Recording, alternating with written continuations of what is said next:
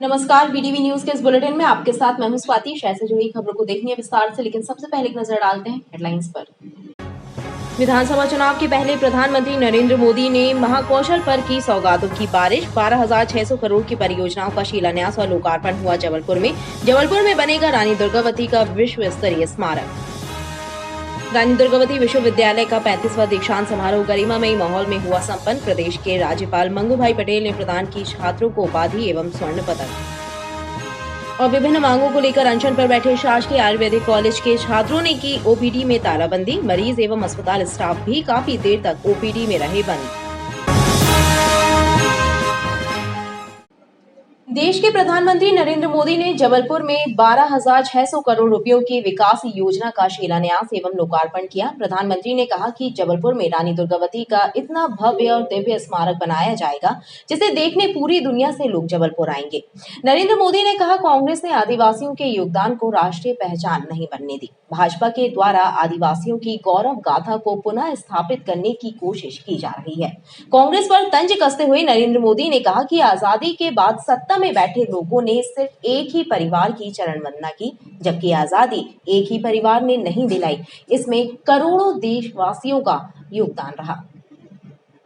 धन्य होए माता पिता, धन्य होए कुल। रानी दुर्गावती की 500वीं जन्म जयंती पर आयोजित कार्यक्रम में शामिल हुए देश के प्रधानमंत्री नरेंद्र मोदी ने जबलपुर को कई सौगातें दी, जिनमें वीरांगना रानी दुर्गावती का स्मारक और संग्रहालय शामिल है। उन्होंने कहा कि इसका निर्माण होने के बाद देश का हर व्यक्ति यहां पर आना चाहेगा। इस दौरान उन्होंने रानी दुर्गावती के डाक टिकट और सिक्के जारी किए। फेसबुक में लाइव कलेक्टर फेसबुक है ना, उस नारी के सर्वोच्च बलिदान को। प्रधानमंत्री ने कहा कि महिलाओं को धुआं मुक्त रसोई देना उनकी पहली प्राथमिकता है। इसके लिए गैस पाइपलाइन परियोजना भी की। आज पूरा देश रानी दुर्गावती जी की 500वीं जन्म जयंती मना रहा है। रानी दुर्गावती गौरव यात्रा के समापन अवसर पर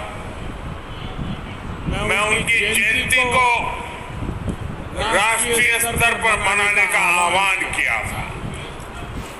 आज हम सभी इसी उद्देश्य से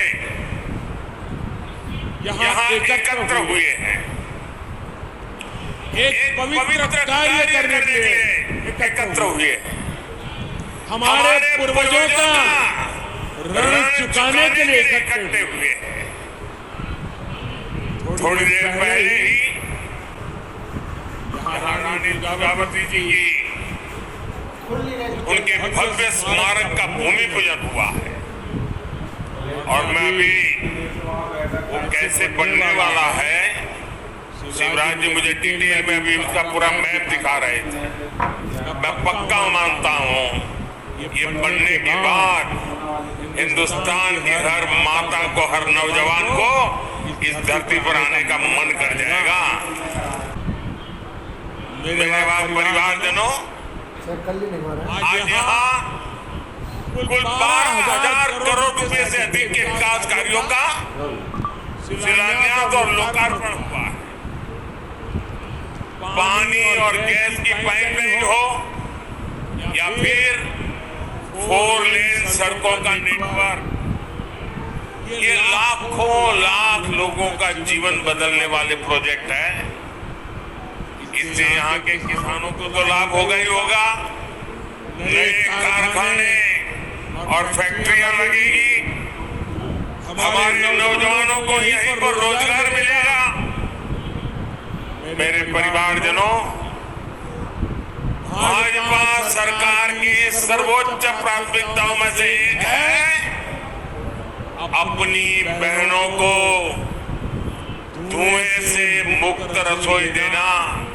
कुछ लोगों ने रिसर्च करके कहा है कि जब एक माँ खाना पकाती है और धुएं वाला चूल्हा है, लकड़ी जलाती है या कोयला जलाती है, तो 24 घंटे में खाना पकाने के कारण उस धुएं में रहने के कारण उसके शरीर में 400 सिगारेट का धुआं जाता है। क्या मेरी माताओं बहनों को इस मुसीबत से मुक्ति मिलनी चाहिए कि नहीं मिलनी चाहिए? जरा पूरी ताकत से बताइए। माताओं बहनों की बात है। मेरी माताओं बहनों को रसोई घर में धुएं से मुक्ति मिलनी चाहिए कि नहीं मिलनी चाहिए? मोदी जी ने गैरिसन ग्राउंड में आयोजित कार्यक्रम के दौरान 12,600 करोड़ की परियोजनाओं का शिलान्यास और लोकार्पण कर जबलपुर एवं प्रदेश की जनता को दी सौगात।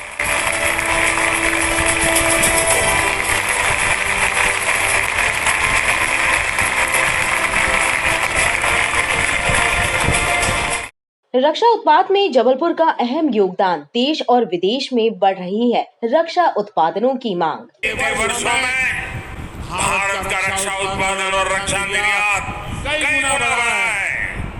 इसमें जबलपुर का भी बहुत बड़ा योगदान है।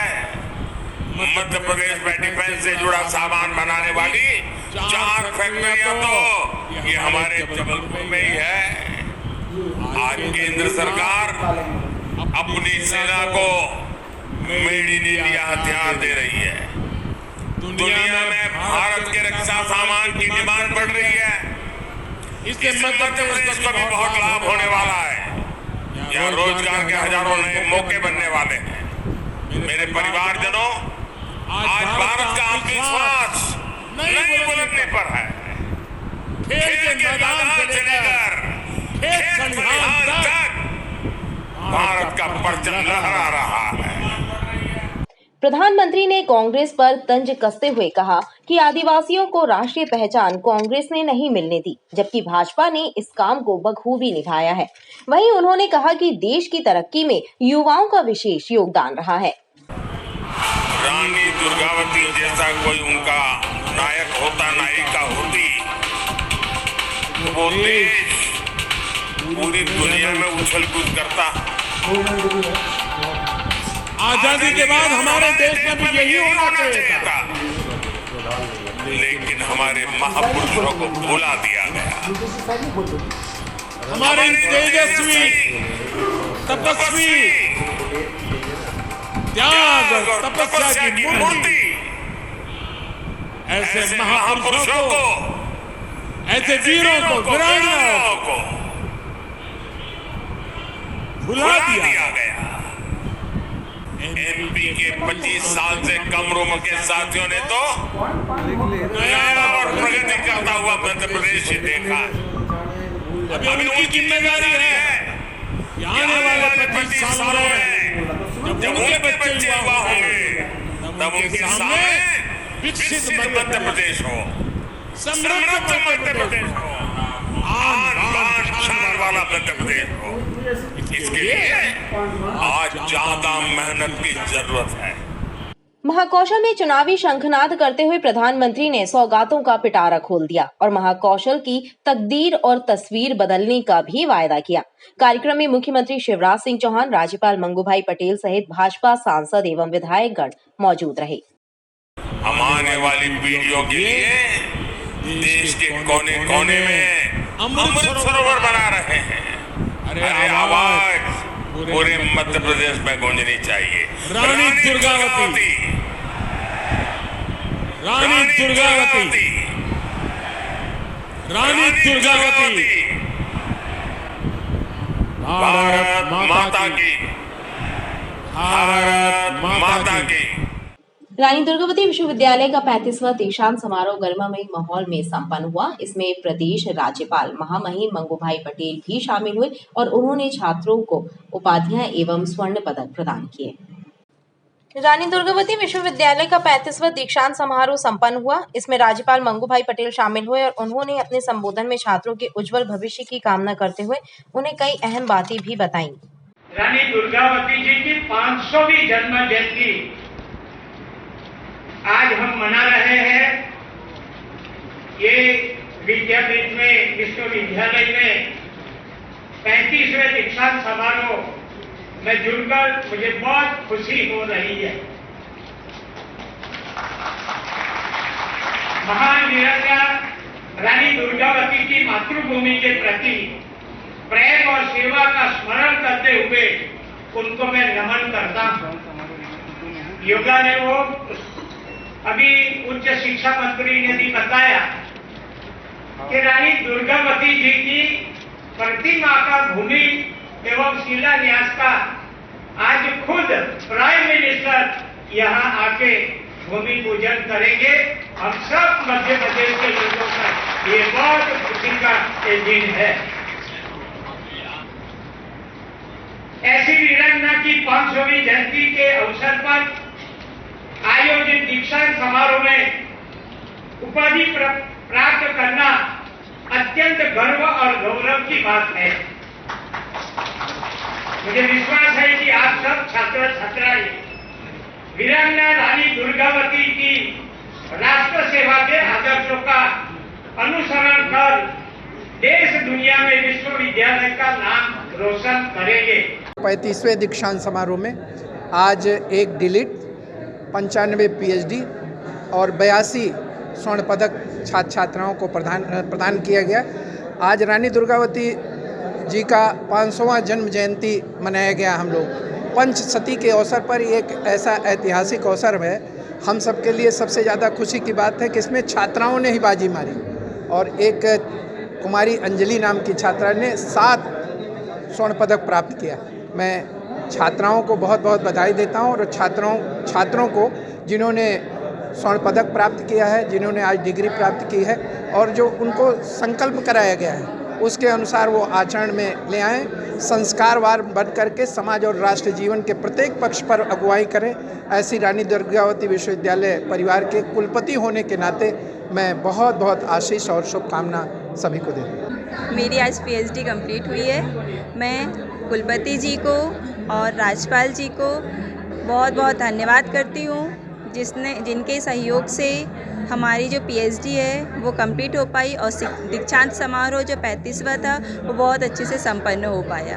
दीक्षांत समारोह में एक डीलिट उपाधि, 95 पीएचडी और 82 गोल्ड मेडल प्राप्त किए गए। इनमें सर्वाधिक 7 स्वर्ण पदक छात्रा अंजलि को मिले। स्मृति स्वर्ण पदक, स्वर्गीय डॉक्टर कुशाल चंद मलैया स्मृति स्वर्ण पदक, आरती तिवारी स्मृति स्वर्ण पदक, स्वर्गीय डॉक्टर कुमारी माया मुदिराज स्मृति स्वर्ण पदक,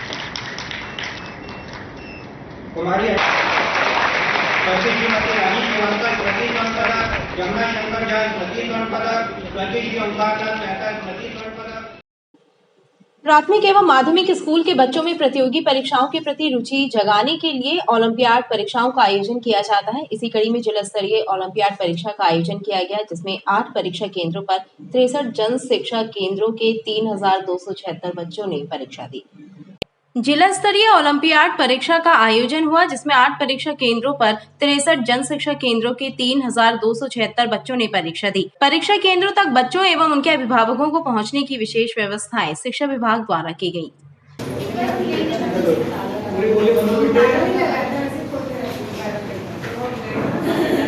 आज जबलपुर जिले में जिला स्तरीय ओलंपियाड परीक्षा आयोजित की गई है। जिले में ये 8 परीक्षा केंद्र इसके लिए बनाए गए हैं, जिसमें 63 जन शिक्षा केंद्र के 3276 बच्चे आज परीक्षा में शामिल होने का हमारा लक्ष्य है और हमारा यह प्रयास है कि 100% बच्चे इस परीक्षाओं में उपस्थित हों।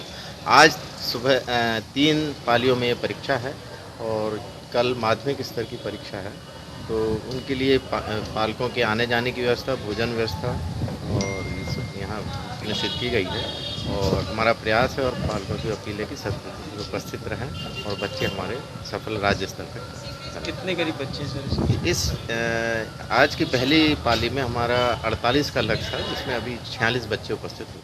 बच्चों में भी इस परीक्षा को लेकर खासा उत्साह नजर आया। ओलंपियाड के दे रहे हैं, अच्छा लगता है। कैसा लग रहा था? पर पहले तो बहुत घबराहट हो रही थी, पर सर आए हैं हम लोग के साथ, अच्छा लग रहा है कि पेपर दे सकते हैं। कौन सी विषय का? संस्कृत और इंग्लिश का। प्रतियोगी परीक्षाओं के प्रति रुचि जगाने के लिए आयोजित इस परीक्षा को लेकर शिक्षा विभाग के अधिकारी भी बच्चों के बीच पहुंचे ताकि उनमें उत्साह का संचार हो सके। गौरीघाट स्थित आयुर्वेद कॉलेज एवं चिकित्सालय में हड़ताली छात्रों द्वारा की गई तालाबंदी से कॉलेज स्टाफ और मरीज एवं परिजनों को परेशानियां उठाना पड़ी। चिकित्सालय के गेट पर की गई तालाबंदी से मरीजों के परिजन घंटों बाहर नहीं निकल पाए। हड़ताल का तौर तरीका चर्चा का विषय बना हुआ है। स्टाइपेंड में वृद्धि और समय पर परीक्षाएं एवं परिणाम की मांग को लेकर BA-MS स्टूडेंट्स की हड़ताल दूसरे दिन भी जारी रही। आयुष स्टूडेंट ने गौरीघाट स्थित शासकीय आयुर्वेदिक कॉलेज एवं चिकित्सालय में तालाबंदी कर दी। मेन गेट और OPD बंद करने से मरीजों एवं उनके परिजनों को घंटों परेशानी झेलना पड़ी। मरीजों के परिजन हॉस्पिटल के बाहर नहीं निकल पाए। बेचारी लड़कियां बाहर की भी आके यहाँ रह रही हैं अपनी पढ़ाई के उद्देश्य से। सरकार को मानना चाहिए, पूरी करना चाहिए, मांगना चाहिए। आप लोगों को कितनी दिक्कत? पर हम लोग को क्यों हम लोगों को दिक्कत ये कि ये गेट खोल दो। भैया हार्ट पेशेंट है, हमारे यहाँ के दवाई खानी है, ताला खुलवा। दिक्कत ये है कि हम लोगों को जाने दो। हम लोग को मालूम नहीं था हड़ताल है, हम लोग आते ही नहीं। वहीं हड़ताल पर बैठे छात्र नेताओं ने कहा कि हम परेशानी झेल रहे हैं तो कुछ परेशानी मरीजों और उनके परिजनों को भी सहन करना चाहिए। हमारी सोई है, हम हमारा अधिकार। आज दूसरे दिन भी हमारी स्ट्राइक चालू है और मैं तो पहले ये खेद व्यक्त करना चाहता हूँ क्योंकि कई हमारे ऐसे परिजन जो आए हुए हैं मरीज परिजन परामर्श लेने, उनको दिक्कतें आ रही हैं, लेकिन हम भी मजबूर हैं। मैं खुल के कह रहा हूँ आज मीडिया के सामने, क्योंकि हमें समस्या है कि वो लोग अंदर तालाबंदी के कारण वो अंदर हैं, लेकिन हमारा विरोध प्रदर्शन है और थोड़ी तकलीफ है तो वो भी सहें। हम तो सही रहे, हम तो सालों साल सह रहे, हमें 8,400 भत्ता मिल रही, महंगाई भत्ता के अनुसार न लिंक किया जा रहा हमारा पैसा मतलब स्टाइफंड, और साथ ही साथ ना हमारे एग्ज़ाम्स हो रहे हैं, ना जैसे कि 4 सूत्री मांगे कल मैंने बताया था, आज फिर वही है 4 सूत्री मांगों को लेकर के पूरे प्रदेश भर में स्ट्राइक चल रही है। और बाकी मैं एक आखिरी में यही बोलूँगा कि जो अंदर हमारे परिजन जो आए हुए हैं, मैं सबके लिए खेद व्यक्त करता हूँ कि उन्हें समस्याएं आ रही हैं, लेकिन जब तक हमारी शासन मांग नहीं मानेगी हम भी परेशान हैं। हम भी व्यक्तिगत रूप से सभी से मैं यही कहूँगा कि हमारी शासन मांग सुने तो हम अपने आप कॉल ऑफ कर देंगे स्ट्राइक। बहरहाल हड़ताल के दौरान चिकित्सालय में की गई पूर्णतः तालाबंदी चर्चा का विषय बनी हुई है। किसी से भीख मांगते, हम अपने अधिकार मांगते, नहीं किसी से भीख मांगते। संस्कारधानी की पहचान बन चुके दैनिक भास्कर गरबा महोत्सव का लोगों को बेसब्री से इंतजार है। गरबा प्रशिक्षण में इसका नजारा देखने को मिल रहा है, जहां प्रशिक्षणार्थी गरबे की बारीकियों को बड़े उत्साह से सीख रहे हैं और जगत जननी की आराधना गरबा एवं डांडिया महाराज से करने के लिए तैयार हो रहे हैं।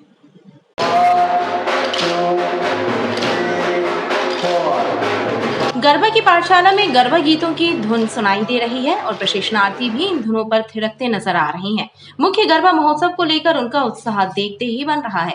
जोर शोर से तैयारी में जुटे प्रतिभागियों का कहना है कि इस बार का गरबा बेहद खास होने वाला है, क्योंकि इस बार बहुत ही नए स्टेप्स इसमें जोड़े गए हैं, जिसमें गरबे का अंदाज और भी ज्यादा निखर गया है।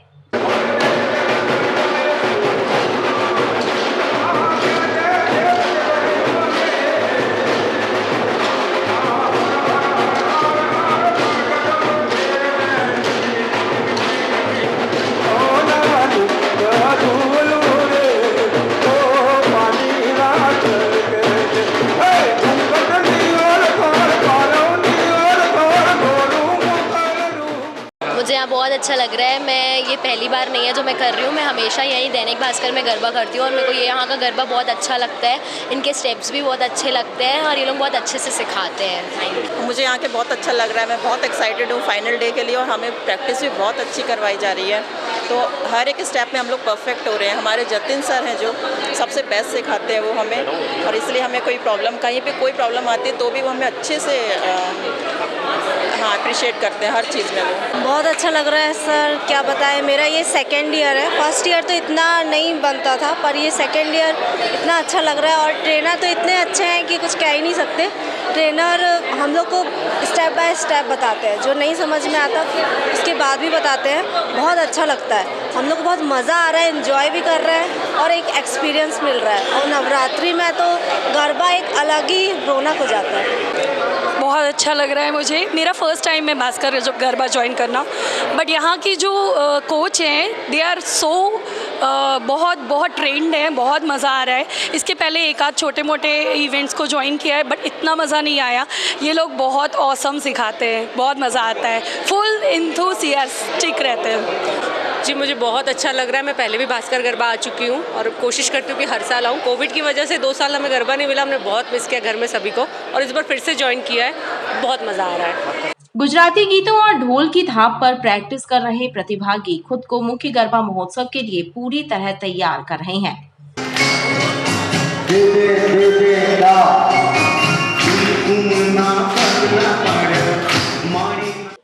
लाडली बहना गैस सब्सिडी योजना का लाभ प्राप्त करने के लिए गैस कनेक्शन महिला के नाम पर होना जरूरी है। इस विशेष शर्त के कारण गैस एजेंसियों में नाम बदलवाने के लिए भीड़ लग रही है। गैस उपभोक्ता परेशान है। लाडली बहना योजना के अंतर्गत गैस सिलेंडर 450 रुपए में दिया जाना तय है, लेकिन योजना की शर्त यह है कि गैस कनेक्शन लाडली बहना के नाम पर होना चाहिए। लिहाजा अब नाम बदलवाने के लिए गैस एजेंसियों में लाइन लग रही है। प्रत्येक गैस कंपनी के सामने भीड़ लगी नजर आ रही है, लेकिन गैस कंपनियों के सर्वर अक्सर बंद रहते हैं, जिसके कारण उपभोक्ताओं को परेशानियां झेलना पड़ रही हैं। एजेंसी संचालक स्वयं स्वीकार कर रहे हैं कि नाम परिवर्तन में समय लग रहा है।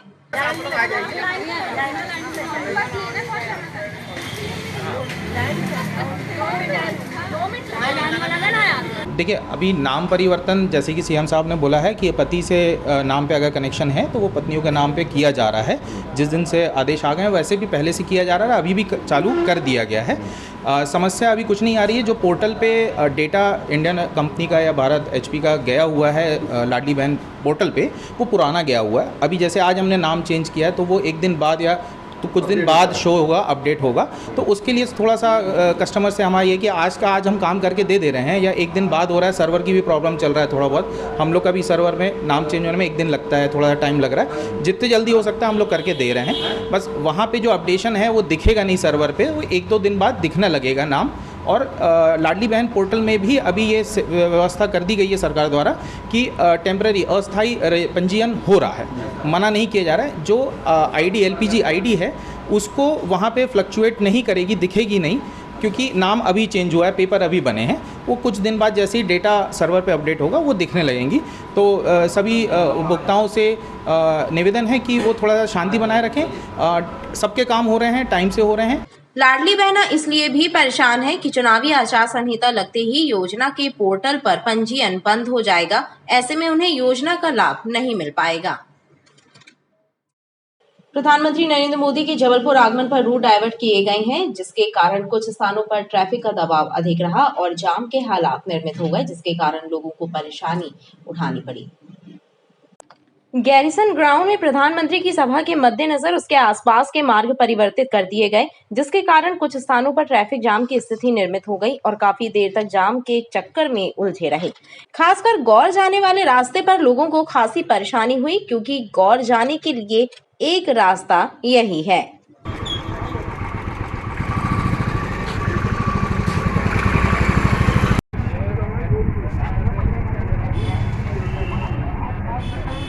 सुचारू रूप से समय पूर्व बंद नहीं किए जाना चाहिए रोडों को। समय के पूर्व बंद करने से थोड़ी सी सुविधा व्यक्त होती है। और मैं निवेदन करता हूँ हर राजनीतिक लोग से कि समय से पूर्व किसी भी रोडों को ना बंद किया जाए और उसका एक समय निर्धारित किया जाए, जिससे किसी को आम जनता को परेशानी नहीं। परेशानी सर ये है कि गौर के लिए यही है रास्ता, तो कम से कम एक तरफ से तो रखें चालू इसे। मैं स्कूल से आया हूँ, सुबह 6 बजे का निकला, तो बच्चा भी है मेरे साथ। तो इनको मतलब रास्ता एक तरफ से तो देना चाहिए रास्ता, जाने आने के लिए दिक्कत। गौर के लिए यही है और रास्ता और कोई नहीं।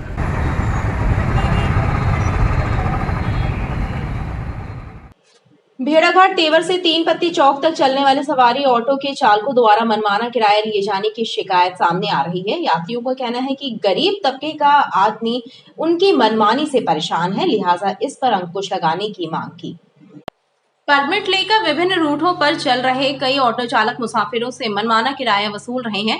तेवर से कलेक्ट्रेट पहुंचे बुजुर्ग व्यक्ति का कहना है कि तेवर से 3 पत्ती तक और वहां से कलेक्ट्रेट तक का किराया 70 रुपए था, जबकि पहले कम लगता था और कई बार तो इससे अधिक भी देना पड़ता है। 30 रुपये में आती थी, आज वहाँ से आने में 70 रुपया लगे। तो ऑटो वाले मतलब मनमानी कर रहे हैं, जो जैसा पाते हैं वैसे ही लूट रहे हैं।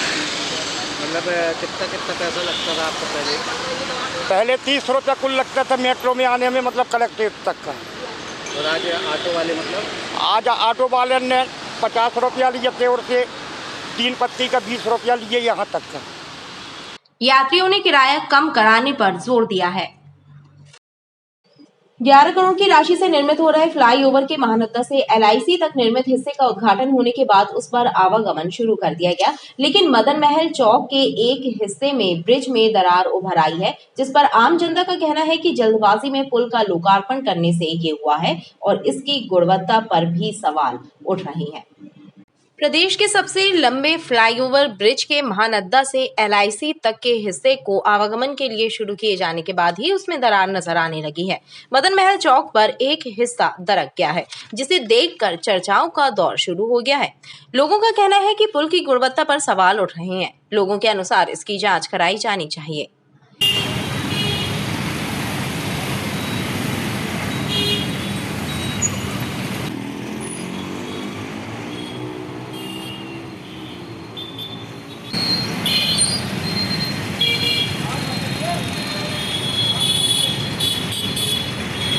तो पता नहीं अभी अभी चालू हुआ है ये ब्रिज, इसके कारण पता नहीं ये दरारें आ गई हैं थोड़ी, आप दिखाएंगे उसमें कितनी गलती मानते हैं? अपने NCC वालों की जो गलती है वो आगे बिल्कुल यूनिटी के लिए आ रही है। हाँ बिल्कुल करी जा रही है। क्या दिक्कत होगी आगे जाके कहीं दुर्घटना हो सकता है, अपन गिर सकते हैं। पूरी जबलपुर के देशवासी यहाँ चल रहे हैं, नया नया बना है उसमें चलने का। आप इसको सुधरवाने की मांग करते हैं, ज़्यादा से ज़्यादा इसमें अच्छी व्यवस्थाएं हों। पता नहीं कैसे इंजीनियर हैं आज के टाइम पे, ये अभी नया ब्रिज बना है इसको भी तोड़ दिया है, पता नहीं क्या बनाया था, समझ ही नहीं आता। क्या दिख रहा है आपको? क्रैक आ गया है साफ साफ। आने वाले समय में कुछ भी हो सकता है, उस पर थोड़ी ना कुछ कह सकते हैं। बता सकता है, कुछ कह तो नहीं सकते, पर टूट सकता है ब्रिज। इसमें किसकी गलती दिख रही है आपको? बहुत, क्योंकि नया ब्रिज बना है, करोड़ों की लागत से इतना टैक्स लेती है सरकार हमसे, और उसके बाद ये नतीजे मिले तो क्या ही चाहेंगे हम लोग।